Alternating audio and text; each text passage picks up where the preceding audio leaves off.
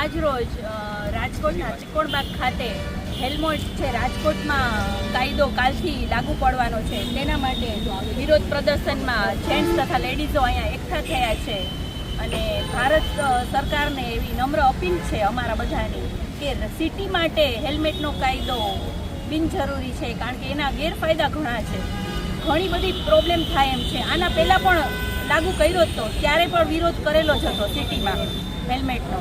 એટલે હાઈવે માટે જરૂરી છે પણ સિટી માટે અમારું એવું માનવું છે કે બિનજરૂરી છે હેલ્મેટ પહેરવું. એના ઘણી બધી પ્રોબ્લેમ ઇસ્યુ ઊભા થશે હેલ્મેટ પહેરવાથી.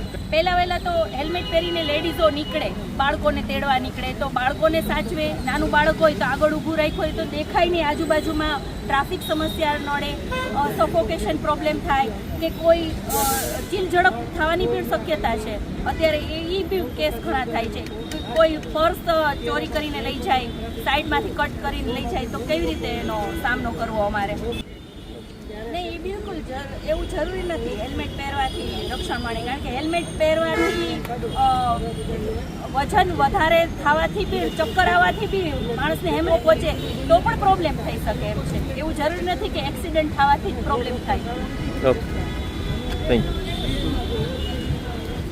ગામ માટે જરૂરી નથી, બસ સિટી માટે નહીં. હાઈવે ઉપર જરૂરી છે કેમ કે જ્યારે સ્પીડમાં જતા હોય અને એક્સિડન્ટની શક્યતા વધારે હોય છે તો એમાં જરૂરી છે કે સેફટી વાઇઝ સારું છે. બાકી ગામમાં તો એટલી કોઈ સ્પીડમાં અમે જતા જ નથી કે જરૂરત, કેમ કે ખાડા હોય, ટ્રાફિક જ એટલો હોય, માણસો બીજામાં એટલું, એટલે ગામ માટે જરૂરી નથી લાગતું. ઓકે, તમારું શું કહ્યું? હેલ્મેટનો કાયદો જે આવતીકાલથી રાજકોટની અંદર અમલ થવા જઈ રહ્યો છે એનો અમે હેલ્મેટ સત્યાગ્રહ સમિતિ વતી વિરોધ કરીએ છીએ. ખાલી વિરોધ એટલે સરકારનો વિરોધ એવું કંઈ નથી. સરકાર ઘણા સારા કામ કરે છે, અમે લોકો સરકારની સાથે છે, પણ આપણે બધા જાણીએ છીએ કે કાયદો છે એ લોકોની સુખાકારી માટેનો હોય છે. પણ આની અંદર સુખાકારીને લીધે બદલે અગવડતા વધારે આવશે. તમે જ્યારે માત્ર હેલ્મેટનો વિચાર કરો છો પણ બાકીના મુદ્દાનો ચર્ચા ક્યારેય આપણે વિચારતા નથી. જેવી રીતે હમણાં બેને વાત કરી કે ચીલ ઝડપ થઈ શકે, બાળક આગળ ઊભું હોય તો એને પ્રોબ્લેમ થાય.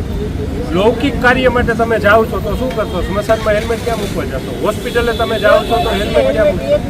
હેલ્મેટ રાખવા માટે અત્યારે ઘણા બધા પ્રોબ્લેમ એવા છે, સ્કૂટર એવા થઈ ગયા. બીજું, આપણે બધા અત્યારે ટેકનોલોજીની યુગમાં જીવીએ છીએ. દરેક વ્યક્તિ જાણે છે કે કોરોના પછી માણસોના સ્વાસ્થ્યમાં ચશ્મા, આંખો નબળી પડવી. તો વિચાર કરો તમે કે હેલ્મેટ પહેરી હશે તો એ બાળકને લઈને માં જાતી હશે, બાપ જાતો હશે નોકરી ઉપર, તો એ પોતે હેલ્મેટ પહેરશે કે ચશ્મા પહેરશે?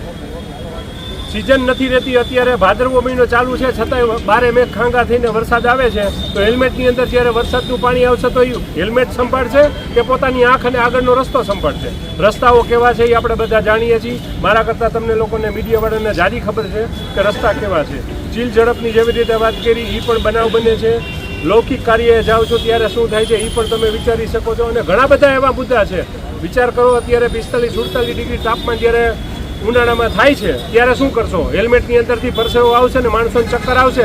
એ ચક્કર લીધે કોઈ પડી ગયું અને માથું સુરક્ષિત રહી ગયું ને ધડ ને એ બધું કોઈ મોટા ટ્રક નીચે આવી ગયું તો શું થશે? હેલ્મેટને શું કરવાનું? સાથે સાથે અત્યારે એવું કરવાની જરૂર છે કે મોટા વાહનોને લીધે થાય છે. સાયકલ ભટકાણી કે સ્કૂટર ભટકાણા એમાં નથી થતું.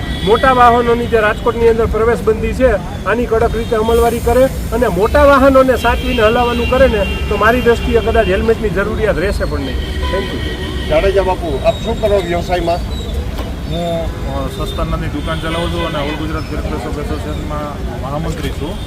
ખાસ કરીને જ્યારે રાજકોટમાં 8મી સપ્ટેમ્બરથી હેલ્મેટ ફરજિયાત એવા સમાચાર આવ્યા ત્યારથી રાજકોટની જે સહનશીલ પ્રજા છે તેને ફરીથી આ હેલ્મેટ માથે થોપવામાં આવ્યો છે એવું વિચારી અને અમે લોકો અહીંયા ભેગા થયા છીએ.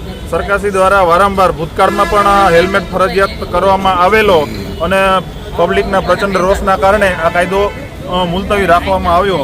એટલે પબ્લિકમાં એક એવી પણ શંકા છે કે વારંવાર ઘણા લોકો બોલતા હોય છે કે આવી રીતના કાયદો ફરજિયાત 2-5 દિવસ કરી અને કોઈ કંપનીને હેલ્મેટનું સેલ થાય અને વેચાણનો ફાયદો લઈ લેવાનો હોય. આ જે શંકા છે તે પણ યોગ્ય છે. અને સિટી વિસ્તારની અંદર જે હેલ્મેટ પહેરવો અને એ તદ્દન વ્યવહારિક વસ્તુ નથી. લોકો કાયદો છે એ લોક ઉપયોગી હોવો જોઈએ, લોકોની સગવડતા માટે હોવો જોઈએ. નહીં કે કોઈના અમુક કંપનીના કે કોઈ લાગતી વળગતી એજન્સીના હિતની ખાતર પબ્લિક ઉપર આ કાયદો થોપી દેવો એ બિલકુલ યોગ્ય નથી.